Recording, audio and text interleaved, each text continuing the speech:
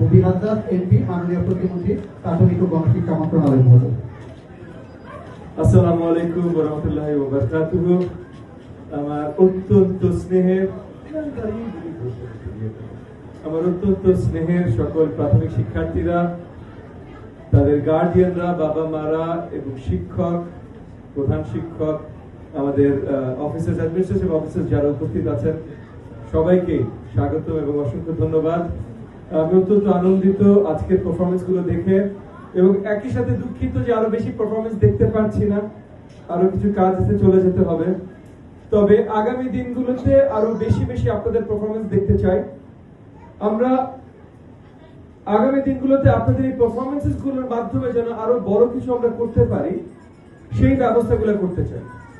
আজকে আপনারা এই স্টেজে আমাদের শিক্ষার্থীরা, আমাদের ক্ষুদে শিক্ষার্থীরা, তারা নাচ পরিদর্শন করেছে, গান গেয়েছে, সঠিকভাবে মিউজিক ছিল না, তারা গল্প বলেছে, সঠিকভাবে মাইক ছিল না।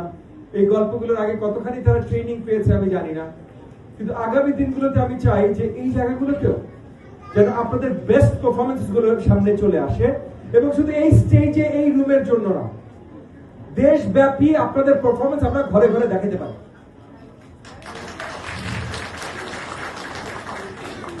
আমাদের বাচ্চারা কত সুন্দর গান করতে পারে, এইটা আমরা দেশব্যাপী সবাইকে দেখাতে চাই। এখানে বাচ্চারা জানেন না, বাবা মারা যারা আছেন, ক্লোজ আপ 1 মনে আছে?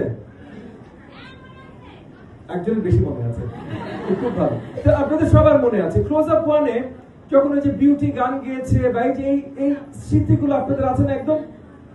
হ্যাঁ, একদম স্মৃতিতে ফরএভার আঁকা রয়ে গেছে। তো আমাদের শিক্ষার্থীরা, আমাদের প্রাথমিকের শিক্ষার্থীরা কিন্তু তাদের কোনোভাবেই কম কিছু না, তারা ওখান থেকেই এসেছিল, সেই ক্লোজ আপ 1-এ যারা গান করেছিল, বা যারা এই ধরনের নৃত্য পরিদর্শন করেছে, বা নাটক, বা যেটাই করেছে। আমাদের শিক্ষার্থীরা তারা যে বেস্টটা করতে পারে, এটা তাদের ভিতর থেকে আমরা নিয়ে আসতে চাই এবং পুরো দেশের সামনে এটা আমরা পরিবেশন করতে চাই। আগামী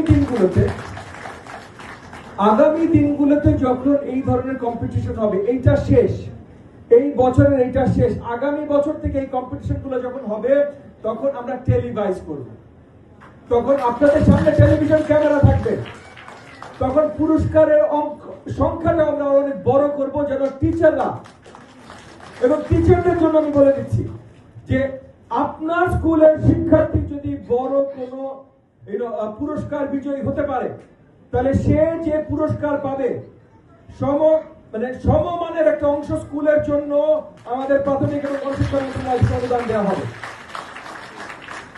যেন স্কুলগুলো উৎসাহিত থাকে আমাদের শিক্ষার্থীদের ওই ভবিষ্যতের জন্য তৈরি করবার জন্য।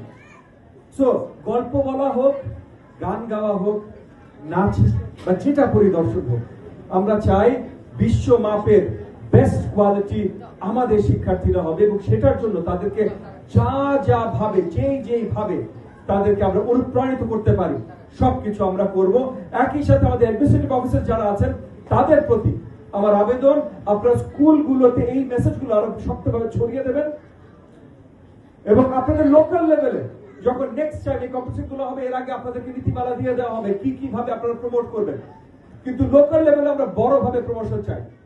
ইউনিয়ন লেভেলে, উপজেলা লেভেলে যখন এই কম্পিটিশন গুলো হবে, যেন ওখানকার যত মিডিয়া আছে, ওখানকার যত গুরুত্বপূর্ণ ব্যক্তিবর্গ আছে, এমপি, চেয়ারম্যান, যেটাই হোক না কেন, তারা সব এসে যেন অভিভূত হয় যে আমাদের শিক্ষার্থীরা, আমাদের ক্ষুদে শিক্ষার্থীরা কত ভালো কিছু করতে পারে।